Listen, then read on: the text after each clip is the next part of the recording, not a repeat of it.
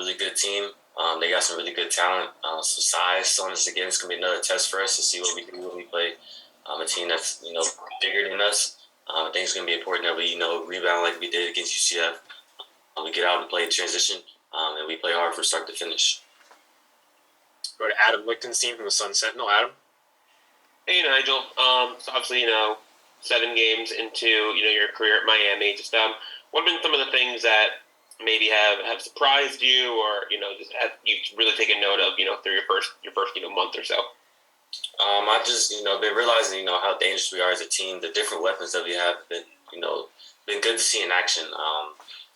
Each game has been somebody new. Where we had Jordan going crazy those first few. We had Norchad having some really big games. We haven't had Isaiah having big games. I didn't have some good games. Like just the talent and the depth we have on this team. Even guys coming off the bench putting good minutes for us. Just as depth, I feel like the depth will really take us far in the season, the end of the season. Go to Zuby Charles from Kane Sport. Zuby. Hey Nigel, congrats on the big win. Just wanted to ask you, how's it playing under Coach Elvin? What have you really learned from playing under him during your time in Miami? He's great playing with Coach Elvin. His leadership and his style of play. That's the main reason why I came here. Us getting up and down the court as a team, letting us free play, and then his style of offense. I feel like it fits in really well. I'm loving every second of it. I love playing with him and playing under him. And if you have questions for Nigel, please use the hand raise function. Go back to Azubi. I just wanted to ask you about, Coach Wagner. Obviously in some of the practice, he really goes up against you guys. Just having a coach really, practice with you guys like that, what does it mean as a player? It's good, obviously, with him having experience like he does. He makes it difficult on us to guard somebody that talented. Even though he doesn't even play anymore, he's still, a really, really good player. Just going to get something to be able to learn from him is obviously a great thing. Obviously, you want to play against somebody really good. So when the game comes, obviously, he's really good and really talented. He could probably still play now. So it just gets us prepared for the games. Go to Marcus Benjamin from Keynes County. Marcus. Hey, Nigel, just wanted to backtrack. Marcus, you're on mute. Can you hear me? Can you hear me okay? Gotcha now. Okay. Just wanted to backtrack about the one loss or one blemish on the season, Maryland. What do you think went wrong in that game, and what do you think you can really kind of fix from that game, going forward? I think we just got dominated on the boards. Obviously the rebound was very lopsided, and that's something that we can't do. I feel like we turned them over, quite enough to win the game. We just didn't, convert on the rebound battle.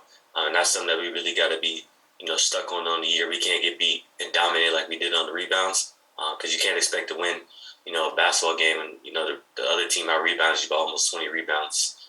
Especially with our size, we got to be really, making sure that, we limit the amount of offensive rebounds that we give up. And to quickly follow up on that, Norchad, just what he means to this team as far as inside. He's literally the key to everything. You've seen he came up with some critical boards in the UCF game, and that was the game changer. But I feel like we can't rely on Norchad just to rebound. I feel like this is a team effort that we need to do and continue to improve on. Obviously, he was huge for us.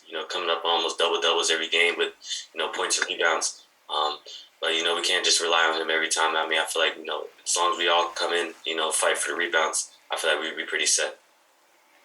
Go to Chris Stock from Inside the U. Chris. Nigel, defensively for Rutgers, their metrics are good. Obviously, they're defending the three. Everything they're doing defensively, what do you notice from them? Obviously they're a good defensive team. They play the pack very well. Obviously, a lot of guys in their team, have a decent amount of steals a game. Obviously, we have to be smart with the ball. We got to limit the turnovers so they can't get out and transition and play. We just got to be smart, and when they help and they suck in on, to steal the ball and reach and take gambles, we got to make the correct plays and not try to make the hero plays, we make the easy plays, and I feel like that'll get us over. Go back to Michelle Kaufman. Nigel, I want to ask you about your the transition to playing point guard. just how that's going for you. You know, you've been more of a shooting guard and more of a scorer.